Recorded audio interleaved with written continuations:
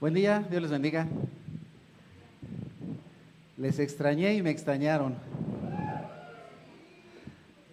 Por eso, aunque normalmente nos tardamos 1 hora y cuarto en la predicación, hoy va a ser de 1 hora y media para reponernos, ¿verdad? Por todo el tiempo que no nos vimos. De nuevo, todos bienvenidos.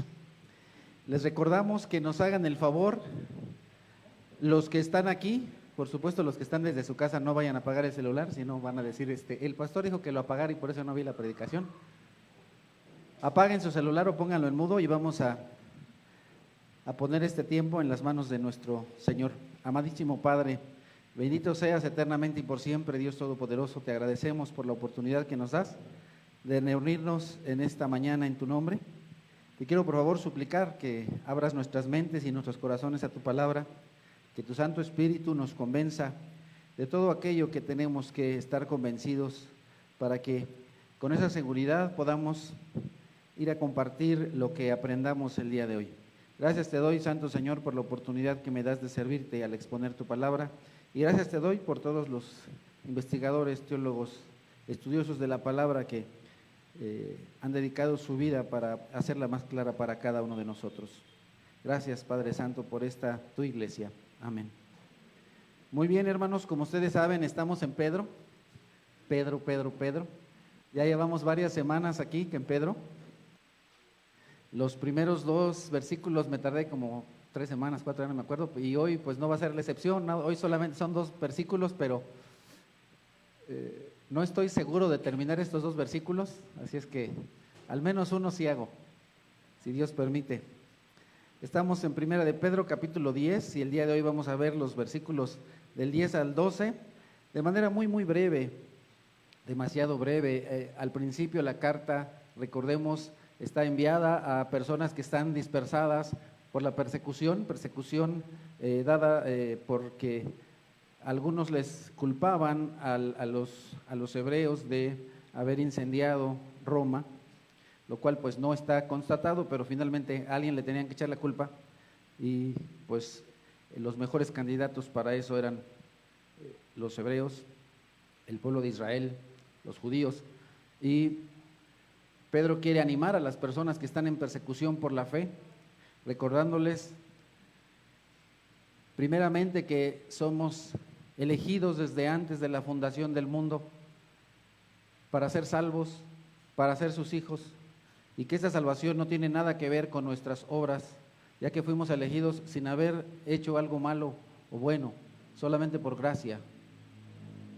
Aprendimos y hemos estado aprendiendo bastante respecto de cómo ver nuestra salvación de una manera gloriosa, y el día de hoy vamos llegando al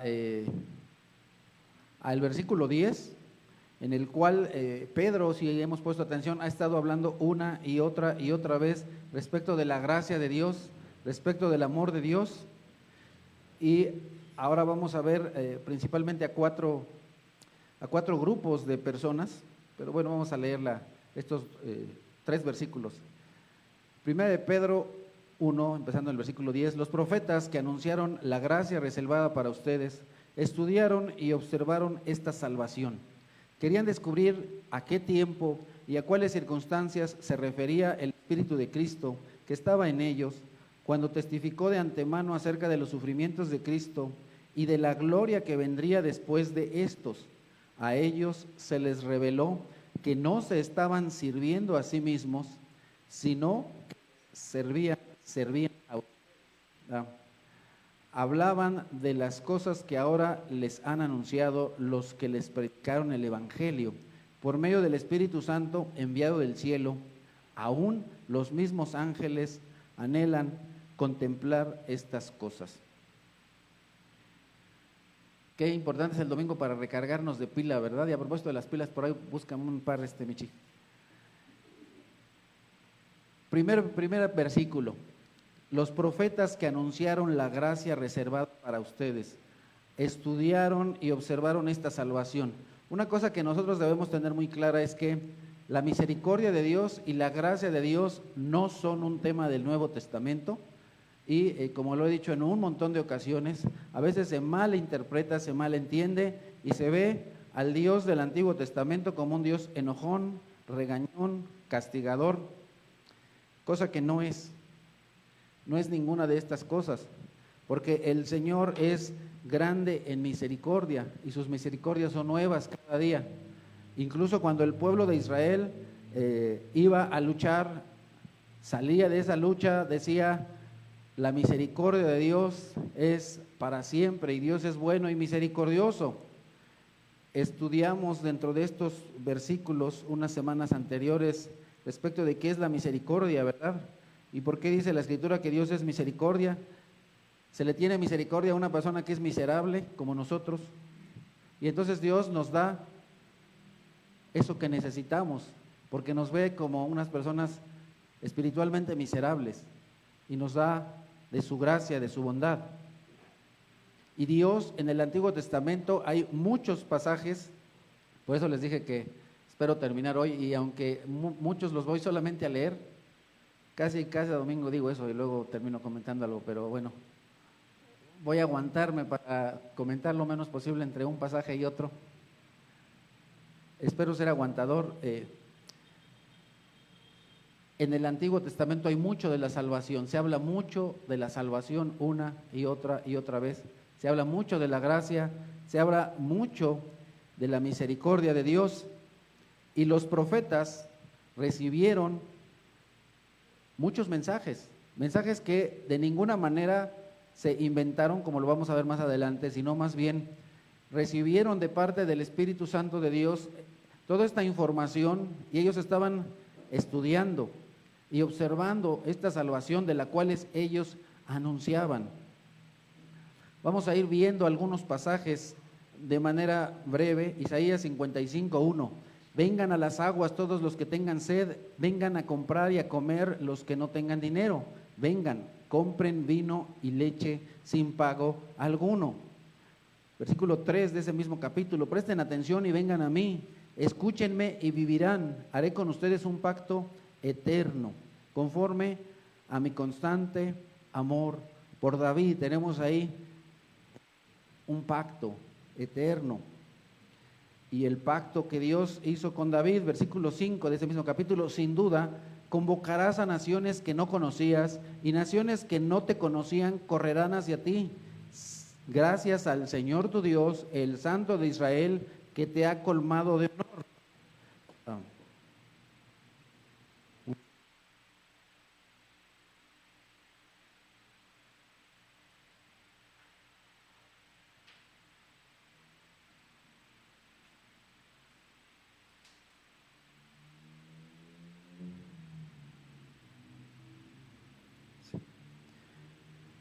Así es que nosotros tenemos una salvación hacia las naciones. Dios no solo quiere la salvación para Israel. Recordemos que con Abraham, a través de Abraham le dijo: por medio de ti todas las naciones serán bendecidas. Una salvación de la cual los profetas estaban anunciando con anticipación, estaban profetizando de una salvación y de la misericordia de Dios. Y como lo dice Pedro, estos profetas anunciaban de la salvación, pero también de los sufrimientos del Mesías. Así nosotros tenemos, por ejemplo, en el Salmo 22, versículos 1 y 7, Dios mío, ¿por qué me has abandonado? Recuerdan que el Señor Jesucristo, estando en la cruz, mencionó esta profecía dada al salmista, y en el mismo capítulo, versículo 7, cuantos me ven se ríen de mí, lanzan insultos, menean la cabeza. Más adelante en el mismo salmo dice: cuantos me ven se ríen de mí.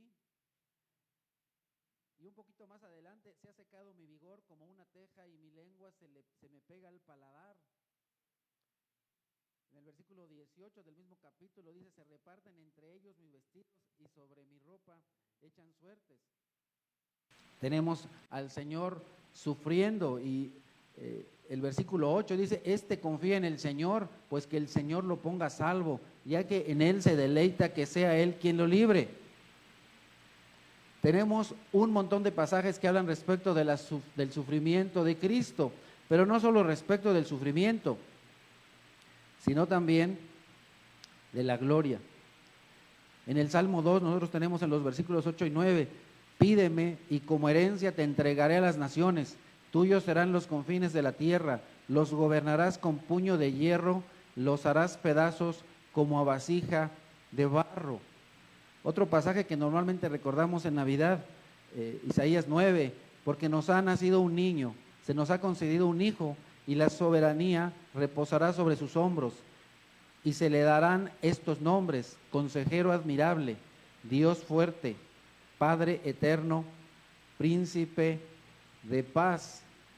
Siguiente versículo: se extenderán su soberanía y su paz y no tendrán fin. Gobernará sobre el trono de David y sobre su reino, para establecerlo y sostenerlo con justicia y rectitud desde ahora y para siempre. Y en Oseas 2, yo la sembraré para mí en la tierra, me compadeceré de la indigna de compasión a pueblo ajeno, ahí estamos nosotros, lo llamaré pueblo mío y él me dirá mi Dios. En el mismo libro, capítulo 1, versículo 10, con todo, los israelitas serán tan numerosos como la arena del mar que no se puede medir ni contar, y en el mismo lugar donde se les llamó pueblo ajeno, se les llamará hijos del Dios viviente. El apóstol Pablo, como se los he mencionado un montón de veces, toma muchas de sus enseñanzas de los Salmos, de Isaías y de otros profetas, y aquí tenemos en Romanos 9, 24, 25, esos somos nosotros, a quienes Dios llamó no solo de entre los judíos, sino también de entre los gentiles. Así lo dice Dios en el libro de Oseas: llamaré mi pueblo a los que no son mi pueblo, y llamaré mi amada a la que no es mi amada. Isaías 28. Por eso dice el Señor omnipotente: yo pongo en Sión una piedra probada, piedra angular y preciosa para un cimiento firme. El que confíe no andará desorientado. Esto lo recapitula Pablo en el capítulo 9 de la carta a los Romanos. ¿Por qué no? Porque no la buscaban mediante la fe, sino mediante las obras, como si fuera posible alcanzarla así. Por eso tropezaron con la piedra de tropiezo. Y en el versículo siguiente, como está escrito: miren, que pongo en Sión una piedra de tropiezo y una roca que hace caer, pero el que confíe en él no será defraudado. ¿De qué está hablando aquí? De la salvación a los gentiles, a los no israelitas, a todas las naciones. Joel 2: y todo el que invoque el nombre del Señor escapará con vida o será salvo. Porque en el monte de Sión y en Jerusalén habrá escapatoria, como lo ha dicho el Señor, y entre los sobrevivientes estarán los llamados del Señor. Eso lo retoma Pablo en Romanos 10, porque con el corazón se cree para ser justificado, pero con la boca se confiesa para ser salvo. Así dice la Escritura: todo el que confíe en él no será jamás defraudado. No hay diferencia entre judíos y gentiles, pues el mismo Señor es Señor de todos y bendice abundantemente a cuantos lo invocan, porque todo el que invoque el nombre del Señor será salvo. ¿Cuántas cosas recibieron los profetas en su tiempo y muchas de ellas no las entendían? O algunos que, y ese es un caso muy interesante, algunos que Dios les dio un poquito más de esa sagacidad, lo entendieron y de pronto entendieron algunas partes y se rehusaban incluso al corazón de Dios y a la mente de Dios. Por ejemplo, Me recuerdo de Jonás. Dios le dijo a Jonás que fuera a predicar a Nínive y no lo quiso hacer. Eran enemigos de los israelitas y entonces Jonás dice, bueno, no lo dice la escritura, pero seguramente pensó, ¿cómo voy a ir a predicar a Nínive si son nuestros enemigos? Si voy y les predico se van a salvar, mejor no les predico para que no se salven. Porque en el corazón y en la mente de Dios está la salvación de toda persona. Como lo dice el libro de Ezequiel, porque yo no quiero la muerte del malvado, sino que se arrepienta. El Señor es un Dios de salvación y Dios habló una y otra vez respecto de la salvación, de una salvación no solo para Israel, sino para todas las naciones. Una salvación muy, muy especial. Dice Dios a través de Oseas en el capítulo 13, pero yo soy el Señor tu Dios desde que estabas en Egipto. No conocerás a otro Dios fuera de mí, ni a otro Salvador que no sea yo. Isaías 65, me di a conocer a los que no preguntaban por mí. Dejé que me hallaran los que no me buscaban. A una nación que no invocaba mi nombre le dije, aquí estoy. Ahí estábamos nosotros. No buscábamos a Dios. De acuerdo con la Biblia, nadie busca a Dios. Dios nos busca a nosotros. Dice el salmista, miré hacia la tierra a ver si había algún justo y no había ninguno. 700 años después, Pablo dice exactamente lo mismo. El Señor vio hacia la tierra, hacia había algún justo y no había ninguno. Nosotros no buscábamos a Dios, pero Dios se dio a conocer a nosotros y se ha dado a conocer a lo largo de la historia. Pero de nuevo, como lo comentamos, estamos estudiando de Pedro. Los profetas estudiaron, investigaron diligentemente. Pablo en Romanos 10, luego Isaías se atreve a decir, dejé que me hallaran los que no me buscaban, me di a conocer a los que no preguntaban por mí. Pero esto es tan viejo como los primeros escritos de la Biblia. Han de saber, y si no les recuerdo, el primer libro que se tiene registrado como escrito fue el libro de Job, y después de eso se escribió el Pentateuco por Moisés. Y entonces en esos primeros libros nosotros tenemos una salvación para los gentiles. Deuteronomio 32 dice, me provocaron a celos con quien no es Dios como yo, y me enojaron con sus ídolos indignos, pues yo haré que ustedes sientan envidia de los que no son pueblo, voy a irritarlos con una nación insensata. Ahí estoy yo, una persona insensata de una nación insensata como México, ¿no? Que ahí en diciembre se van caminando desde Puebla, desde Michoacán, desde quién sabe dónde, insensatos, faltos de entendimiento. Y a través de nosotros, los judíos, son irritados desde entonces, desde el tiempo de Moisés hasta este tiempo. Salmo 18. Por eso, Señor, te alabo entre las naciones y canto salmos a tu nombre. Aquí David no solamente se está refiriendo a que él canta a las naciones mientras que las naciones no cantan a él, sino que aún las mismas naciones se unen a ese canto. ¿Por qué Dios trae esta salvación no solo a Israel, sino también a los gentiles? Pablo lo expresa en Romanos 15, y para que los gentiles glorifiquen a Dios por su compasión, como está escrito, por eso te alabaré entre las naciones, cantaré salmos a tu nombre. Isaías 15, en aquel día se alzará la raíz de Isaí, como estandarte de los pueblos, hacia él correrán las naciones. Y esto lo trae Pablo en la carta a los Romanos en el capítulo 15, lo que acabo de leer. Isaías 52, del mismo modo muchas naciones se asombrarán y en su presencia enmudecerán los reyes, porque verán lo que no se les había anunciado y entenderán lo que no habían oído. De nuevo Pablo en Romanos 15, más bien como está escrito, los que nunca habían recibido noticias de él lo verán y entenderán los que no habían oído hablar de él. Todo esto es el sustento para el versículo 10 de Primera de Pedro. Bueno, eso y mucho más. Mucho.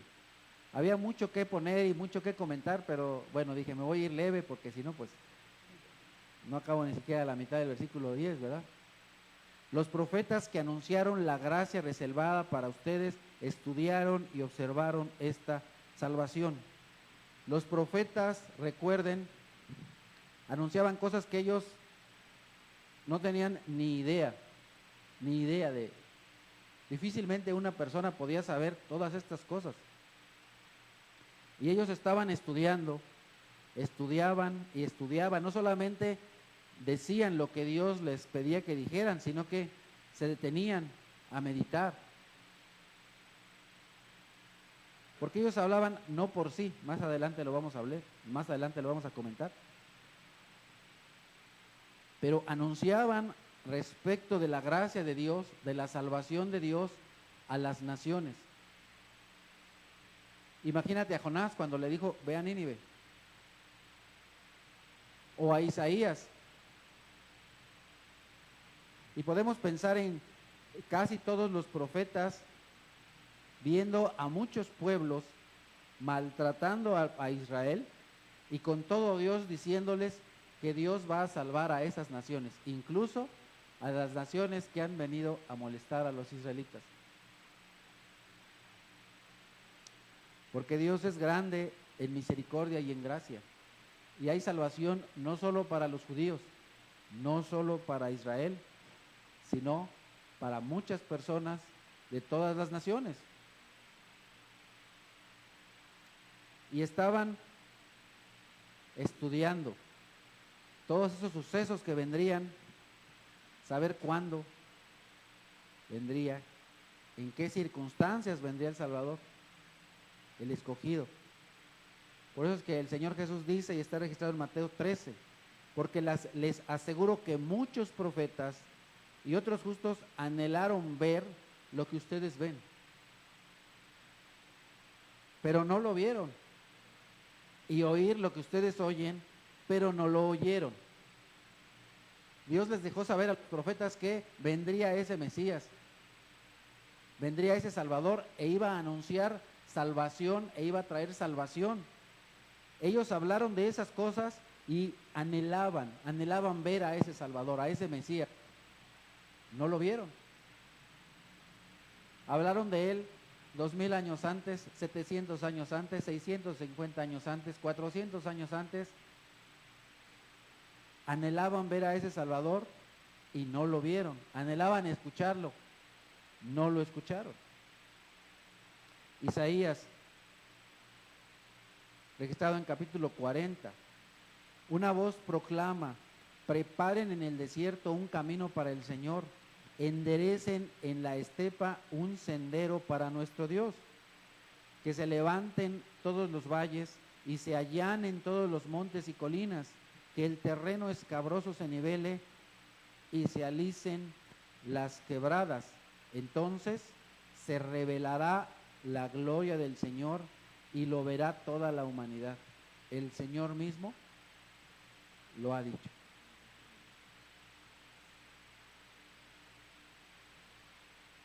En Mateo 11 tenemos este registro.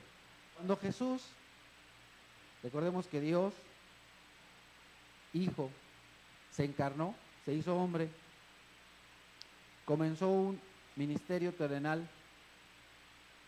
llamó a sus discípulos, porque ellos tampoco lo buscaban, sino que Dios los llamó. Dios llama, Dios elige y les da instrucciones.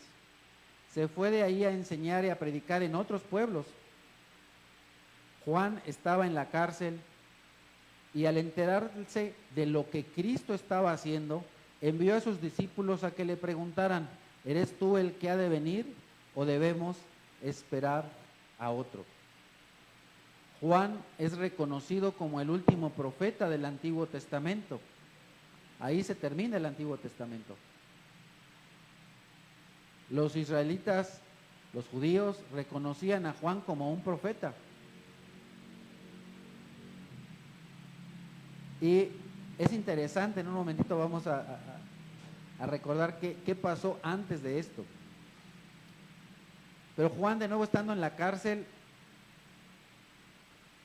le manda a los discípulos para que le pregunten: ¿eres tú el que ha de venir? Los profetas investigaban diligentemente cuándo vendría y en qué circunstancias vendría el Salvador. Y dentro de estos profetas está, por supuesto, Juan.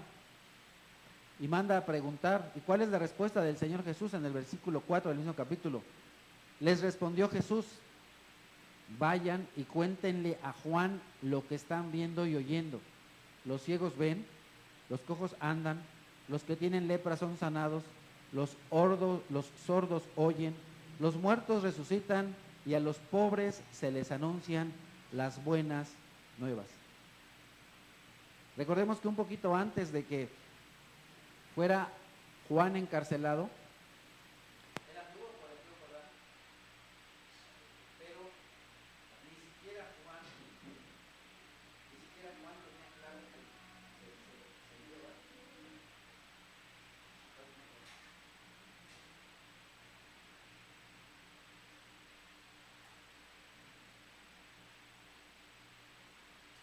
Hay unas moraditas que deberían estar ahí. Si no tienes el localmente, después de que se explica esta publicidad.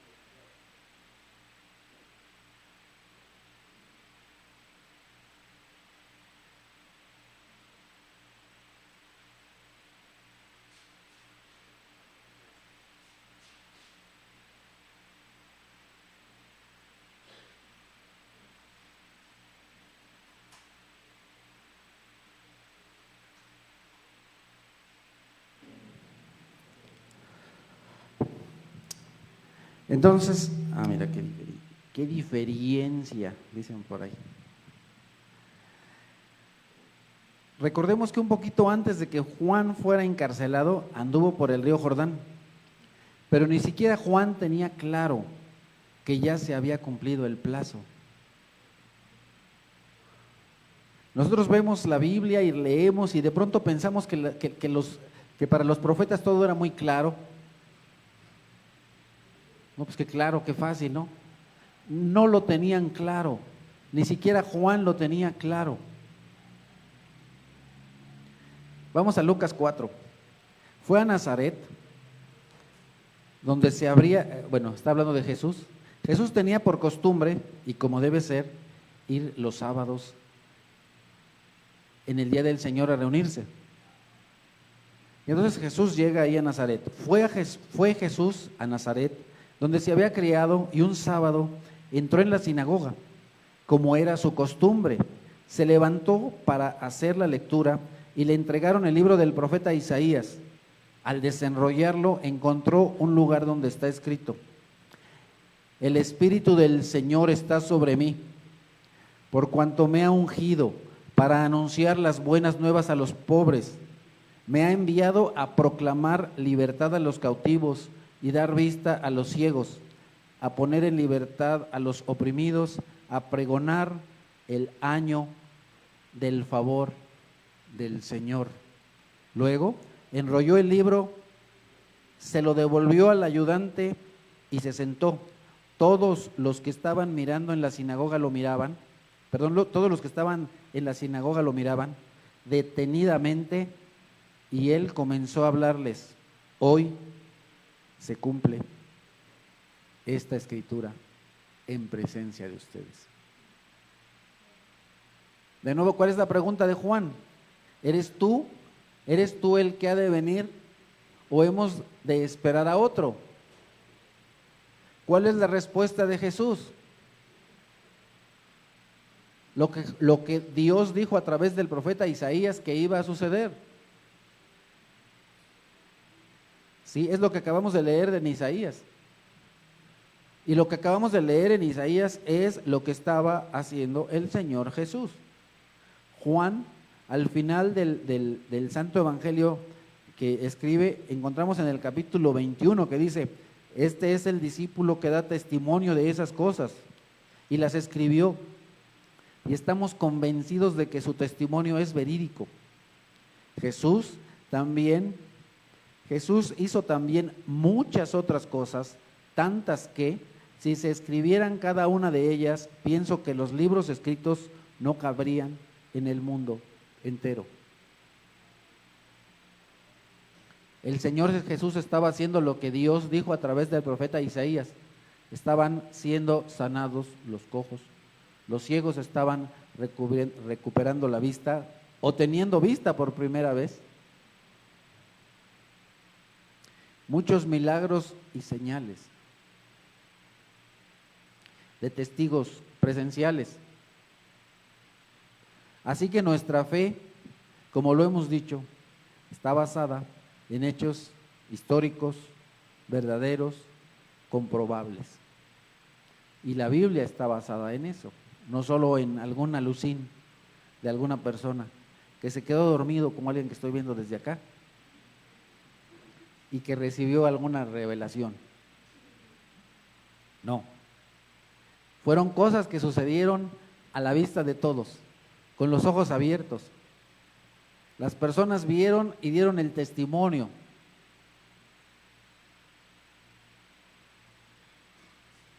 Pero ni siquiera ellos se daban cuenta de lo que estaba sucediendo o de lo que iba a suceder.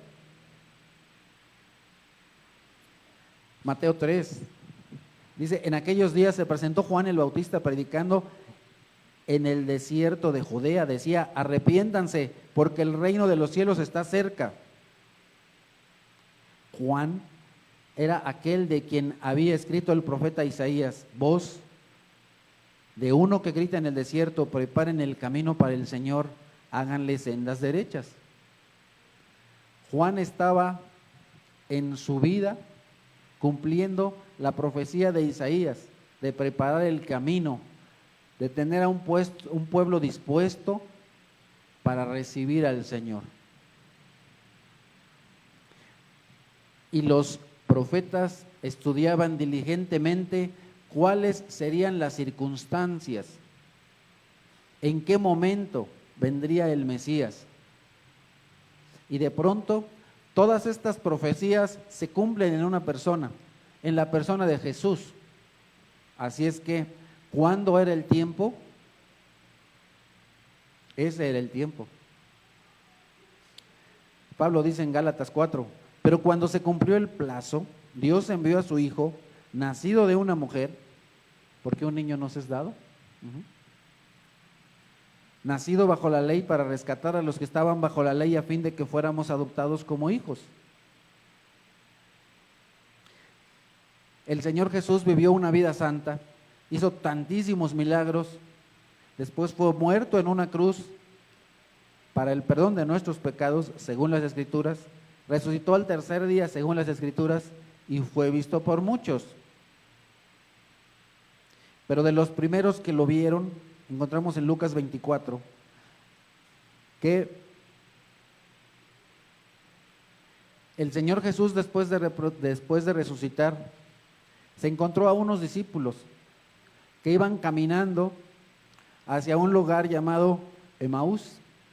Y ahí, cuando iban en el camino, se les acercó ya Jesús resucitado y caminó con ellos y empezó a platicar con ellos. Se integró a su plática porque ellos estaban hablando de Cristo y le dicen: ¿acaso eres el único en todo Israel que no sabe lo que sucedió? Y entonces él les dice: pues a ver, cuéntame, paisano, ¿de qué se trató? ¿Qué pasó? Y ya le dicen que Jesús, un hombre, un profeta, etcétera, etcétera. Y le empiezan a platicar ahí de la resurrección. Y aquí estamos en Lucas 24. Algunos de nuestros compañeros fueron después al sepulcro y lo encontraron tal como habían dicho las mujeres, pero a él no lo vieron. Jesús dijo que habría una señal, porque esta generación no recibirá otra señal sino la de Jonás, que después de estar en las profundidades al tercer día resucitará.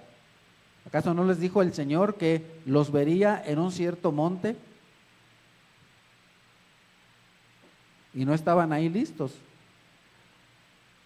Por eso es que el Señor Jesús a veces se pone rudo, ¿verdad? Versículo 25 les dice: qué torpes son ustedes. Qué torpes son ustedes. Y qué tardos de corazón para creer todo lo que han dicho los profetas. ¿Acaso no tenía que sufrir el Cristo estas cosas antes de entrar en su gloria? Voy al principio de esta predicación, si no me han perdido el hilo, hablamos de eso. Los profetas hablaron del sufrimiento de Cristo y también de la gloria de Cristo, que vendría después de los sufrimientos. Y esto es lo que Pedro está destacando en su carta, en ese primer versículo. Entonces, regresamos a esta narración. Entonces, comenzando por Moisés y por todos los profetas, les explicó lo que se refería a él en todas las escrituras. Así es que todas las escrituras hablan de Jesús.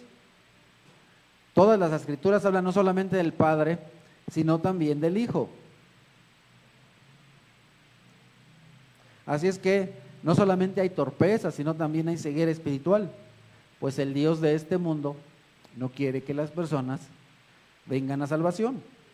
Pero como lo pudimos aprender a través de esta carta hace algunas semanas, no importa lo que el enemigo de Dios haga para entorpecer la obra de Dios, pues el Señor nos eligió antes de la fundación del mundo.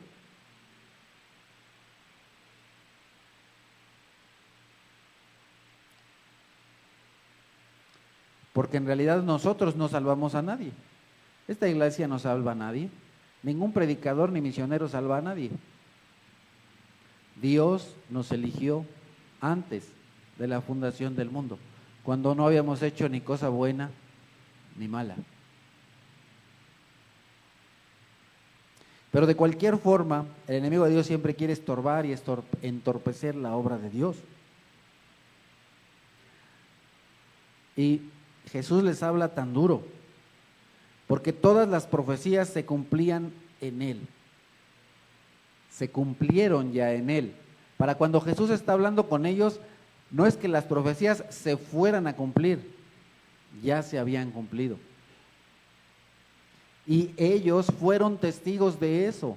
Ellos fueron testigos de la sanidad de muchos, incluso de resurrecciones. Por eso Jesús les dice: ¿cómo son tan torpes? Recordemos que el último milagro que hizo el Señor Jesús fue resucitar a un amigo. Normalmente, cuando algún familiar o amigo nuestro llega a fallecer, nos recordamos más de lo último que hace o que dice que de lo primero.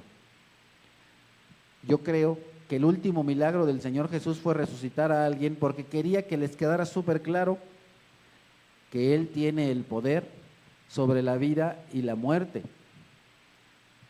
Para que cuando Él les dijo: voy a resucitar, cuando Él les dijo aquella frase que hizo famosa Schwarzenegger, que dijo: I'll be back. Esa frase fue del Señor Jesús, ¿no? Regresaré. Y regresó. Porque Dios cumple sus promesas, Dios es fiel, es un Dios fiel. Regresa. Y se cumple también esta profecía, que Él resucitaría al tercer día.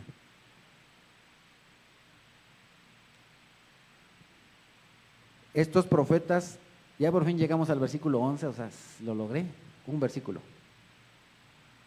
Breve, ¿no? Porque pues hay mucho que estudiar. Estos profetas querían descubrir a qué tiempo y a cuáles circunstancias se refería el Espíritu de Cristo que estaba en ellos cuando testificó de antemano acerca de los sufrimientos de Cristo y de la gloria que vendría después de estos. Ahora, las profecías que se escribieron tenían dos elementos básicos: los sufrimientos de Cristo y la gloria venidera. Estos ya no los voy a poner, ya nomás se los menciono así de rápido. En el Salmo 22 se habla del sufrimiento de Cristo, al igual que en el Salmo 69, en Isaías 52, en Isaías 53, en Daniel 9, Zacarías 12, Zacarías 11 y en toda la Escritura. Y todos estos profetas escribieron bajo la inspiración del Espíritu Santo. No habrían sabido nada de eso si no es que Dios Espíritu Santo les deja saber todas estas cosas. No podían ellos conocer el futuro, no solo no lo podían conocer, aunque lo decían, de pronto ni siquiera lo entendían.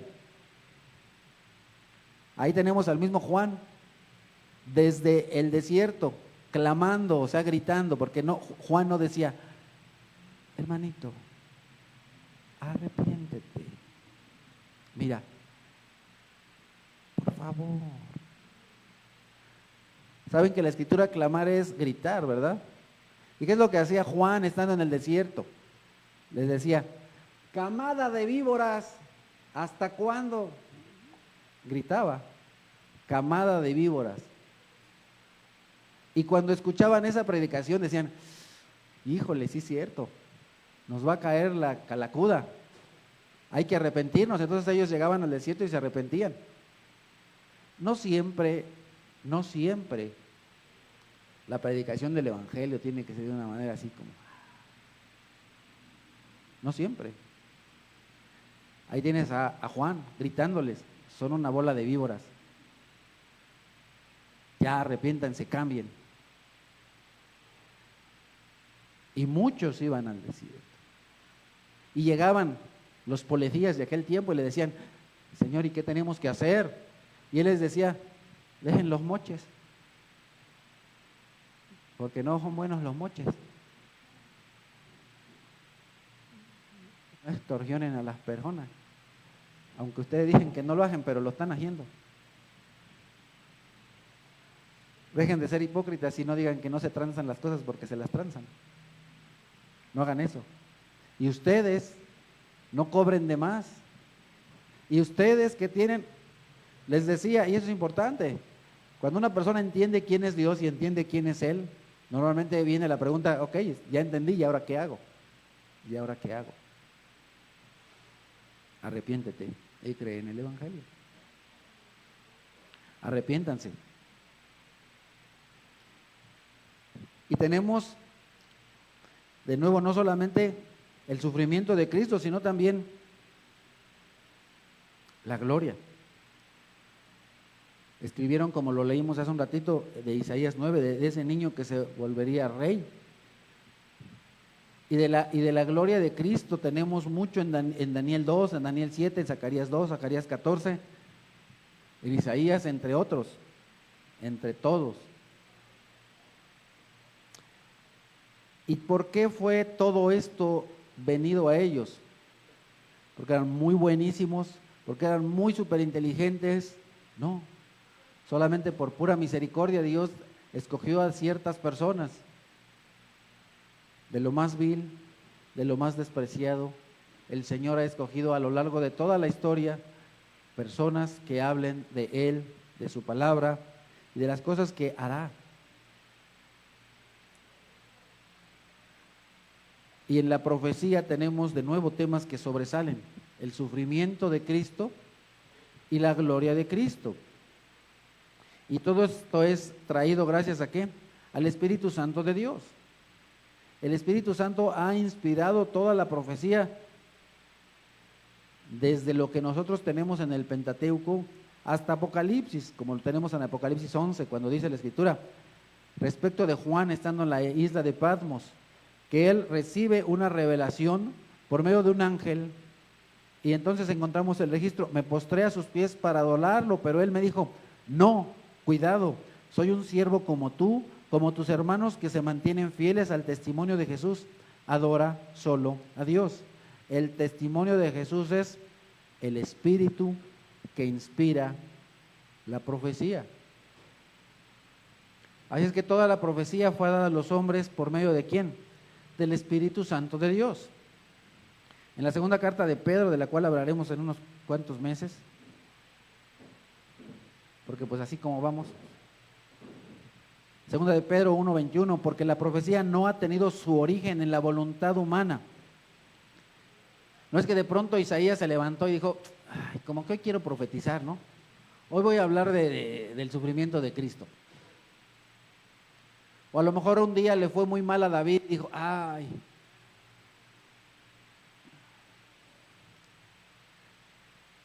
me miran como un gusano y nadie me quiere, todos me odian y mejor me como un gusanito. Ay, no, yo soy un gusanito.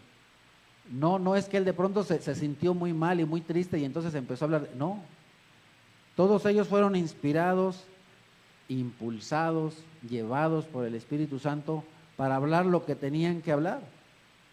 Porque toda la Escritura, lo dice Pablo en 2 Timoteo 3:6, toda la Escritura es inspirada por Dios y útil para enseñar, para reprender, para corregir, para instruir en la justicia, a fin de que el siervo de Dios esté enteramente capacitado para toda buena obra.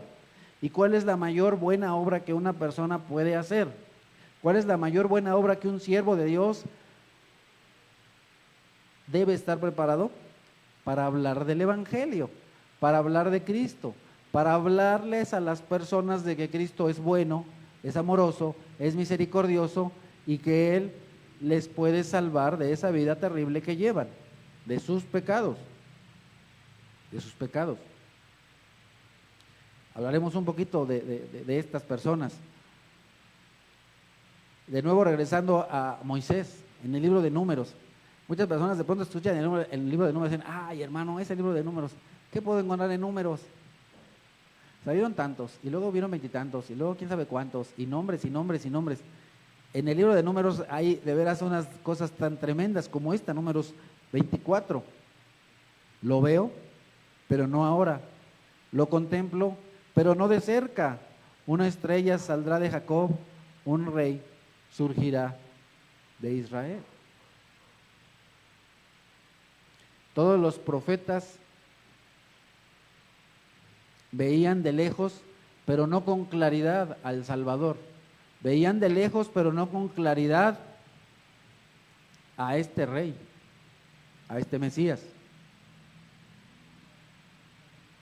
Y aun cuando dijeron muchas cosas que no entendían y hablaron de un rey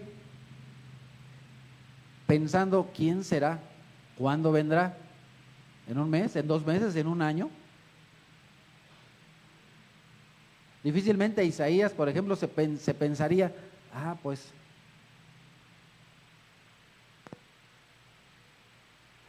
unos 700 años eso se va a cumplir, ¿no? No. O Jeremías, o David, ¿no?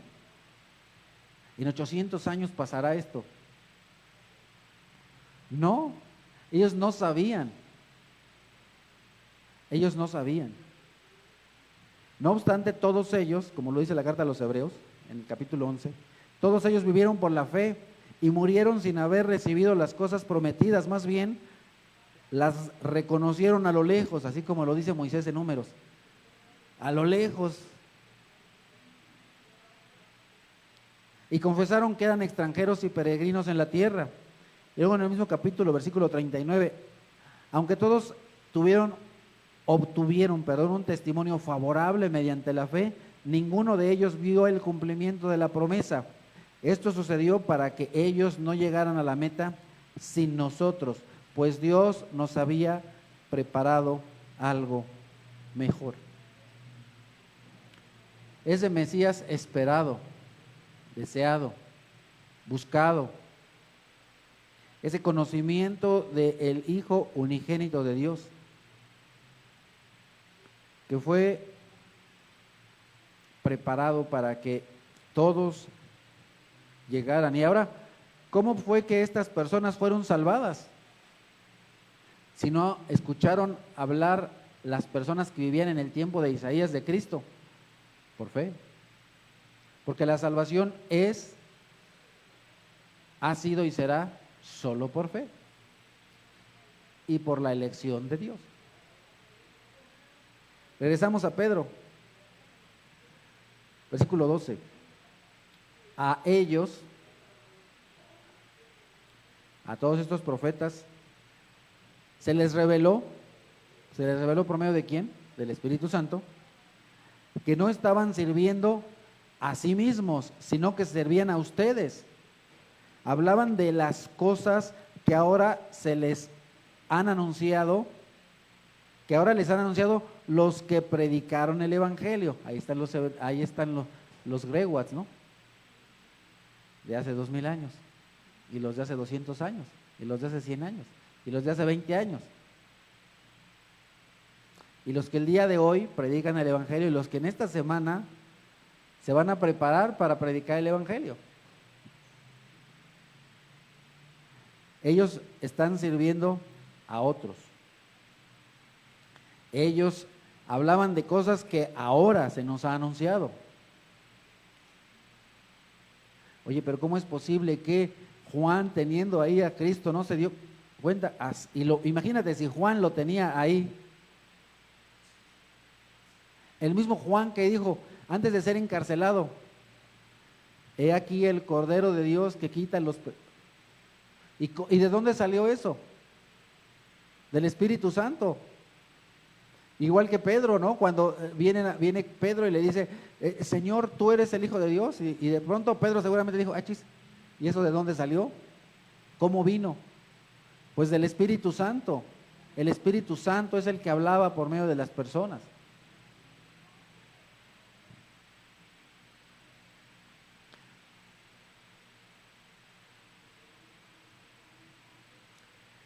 Y en realidad no es que Dios te necesite, ¿verdad? Tú necesitas a Dios para hacer las obras que Dios preparó de antemano para que las pusieras en práctica.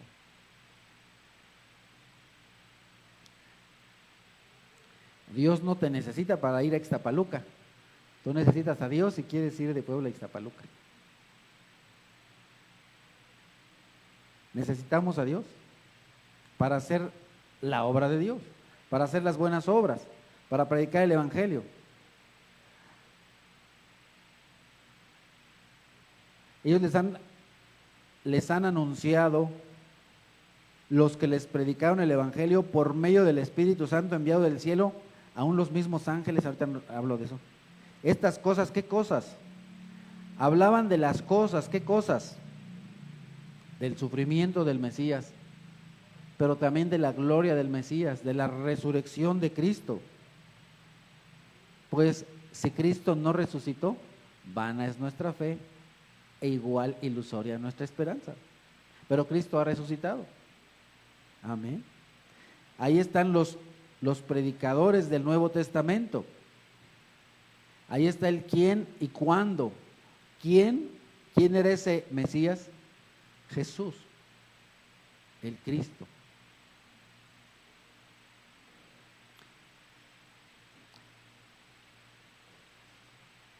Pablo dice en alguna de sus cartas, este es el tiempo aceptable, hoy es el día de la salvación. Ya está aquí. Todos estos profetas del Antiguo Testamento apuntaron a Cristo y en Cristo se cumplen todas esas profecías. Y después manda a personas a predicar el Evangelio y entienden que las buenas noticias son más grandes y más importantes que su propia vida. Y ahí tenemos a algunos de los primeros evangelistas como Esteban, siendo apedreado por hablar del Evangelio muy temprano en su fe.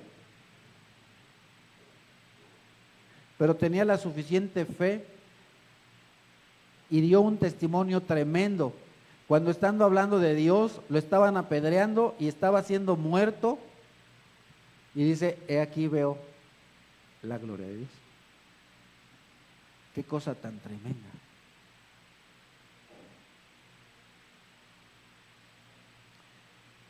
En la carta a los Hebreos se nos habla de personas que conquistaron reino, cerraron bocas de leones, pero también la misma carta dice, pero otros sufrieron azotes, golpes, incluso algunos fueron cortados por la mitad con un serrucho, por la misma fe.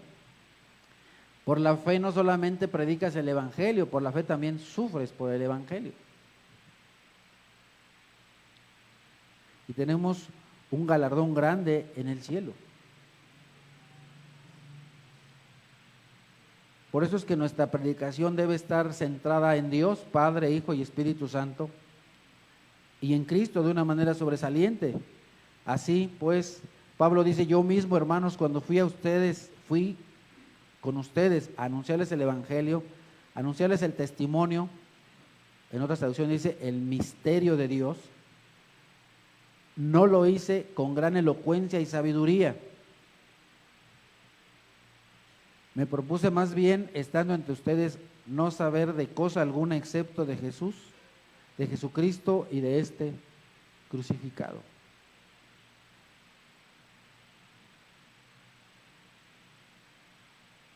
Vamos al último grupo de personas.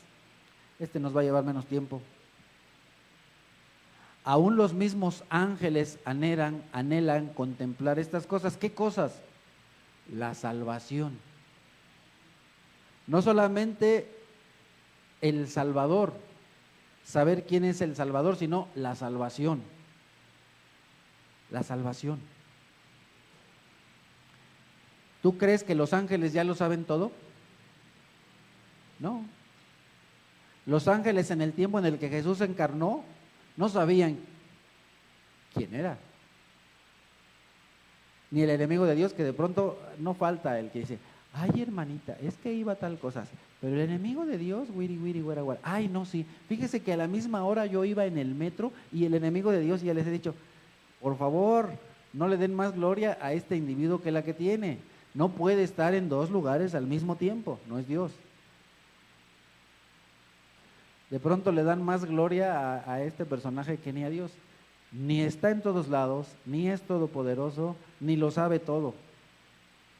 Los ángeles no lo saben todo. Los ángeles están a la expectativa de, ay, vienen los misioneros de verano, ¿y quién será el niño que se va a salvar? ¿Quién será? ¿Quién será? ¿Quién será? Ellos no lo saben. No lo saben todo, saben muy poco, por no decir que no saben nada. Esos ángeles malos, ni los buenos tampoco saben muchas cosas. Están a la expectativa, están contemplando cómo es que Dios va trayendo a la salvación a las personas que Él ya escogió. Ya las escogió, nada más dice, pum, vámonos. Lucas 15, les digo que así es también en el cielo. Habrá más alegría por un solo pecador que se arrepienta que por 99 justos. ¿Y quién se alegra en el cielo? Pues los ángeles. Se alegra, ay, wow, Dios salvó a otro, wow, qué barbaridad, qué padre es Dios, qué tremendo es el Señor. Y todos aquellos que sufren por el evangelio, 1 Corintios 4:9, por lo que veo, a nosotros los apóstoles, Dios nos ha hecho desfilar en último lugar como a los sentenciados a muerte. Hemos llegado a ser un espectáculo para todo el universo, tanto para los ángeles como para los hombres. Para los ángeles es todo un show, todo un espectáculo ver cómo alguna persona sufre por el evangelio, pero también cómo predica el evangelio y cómo trae las buenas noticias de Dios. Están ahí los ángeles. Efesios capítulo 3. El fin de todo esto es que la sabiduría de Dios en toda su diversidad se da a conocer ahora por medio de la iglesia. De pronto no falta el que se siente que ya sabe algo de griego y dicen eclesia, los llamados afuera. No, son llamados adentro. Porque la palabra iglesia es congregación. Entonces, nosotros, la iglesia, damos a conocer a Dios al mundo, a los poderes y autoridades en las regiones celestiales, conforme a su eterno propósito realizado en Cristo Jesús, Señor nuestro. El propósito de la iglesia es traer a más personas a la iglesia. El propósito de la iglesia es que más personas conozcan de Dios, conozcan de la salvación. Y los poderes, las autoridades en las regiones celestiales están ¿qué? Observando, viendo. Tal vez no habías meditado en eso. Nosotros somos ese espectáculo de cómo Dios, a través de hombres pecadores, trae a las personas a que conozcan su salvación. En realidad, no a que sean salvos, sino a que conozcan que son salvos. Apocalipsis, capítulo 5. Juan, de nuevo, estando ahí en la isla de Patmos, se le da a conocer lo que vendrá en el futuro. Entonces vi, en medio de los 4 seres vivientes y del trono y los ancianos, a un cordero que estaba de pie y parecía haber sido sacrificado. Tenía 7 cuernos y 7 ojos, que son los 7 espíritus de Dios enviados por toda la tierra. Se acercó y recibió el rollo de la mano derecha del que estaba sentado en el trono. Cuando lo tomó, los 4 seres vivientes y los 24 ancianos se postraron delante del cordero. Cada uno tenía un arpa y copas de oro llenas de incienso, que son las oraciones del pueblo de Dios, y entonaban este nuevo cántico: digno eres, Señor, de recibir el rollo escrito y de romper sus sellos, porque fuiste sacrificado y con tu sangre compraste para Dios gente de toda raza, lengua, pueblo y nación. De ellos hiciste un reino, los hiciste sacerdotes al servicio de nuestro Dios, y reinarán sobre la tierra. Luego miré y oí la voz de muchos ángeles que estaban alrededor del trono, de los seres vivientes y de los ancianos. El número de ellos era millares de millares y millones de millones. Cantaban con todas sus fuerzas: digno es el Cordero que ha sido sacrificado, de recibir el poder, la riqueza y la sabiduría, la fortaleza y la honra, la gloria y la alabanza. Y oí a cuanta criatura hay en el cielo y en la tierra y debajo de la tierra y en el mar, a todos en la creación que cantaban: al que está sentado en el trono y al Cordero sean la alabanza y la honra, la gloria y el poder por los siglos de los siglos. Y los 4 ancianos y los seres vivientes decían, y nosotros decimos: amén, amén.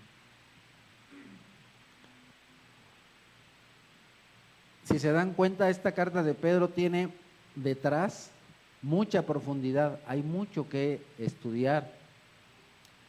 Yo sé que me fui un poquito breve ahí y rápido en las lecturas, y como les prometí, hice pocos comentarios, no como siempre, para terminar estos versículos.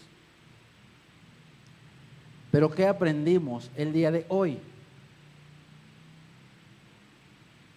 Que a lo largo de la historia Dios se reveló a través de personas, seres humanos, y ha revelado que Él es un Dios de misericordia, de gracia y de salvación, y que los profetas estuvieron ahí estudiando, meditando: ¿quién será? ¿En qué momento? ¿En qué circunstancias? Pero ellos no sabían, ellos lo buscaban. Por eso el día de hoy la predicación habla de el más buscado. ¿Quién es el más buscado? Cristo. Cristo. Estaban ahí indagando, buscando a quién se refería, en qué circunstancias. El Espíritu de Cristo les daba testimonio, pero ellos seguían sin entender. A ellos, a los profetas, se les reveló Todo esto de lo cual ustedes están hablando no es en su tiempo. Y ellos lo veían a lo lejos a Cristo, veían a lo lejos la salvación de los gentiles. Y esa salvación ha llegado.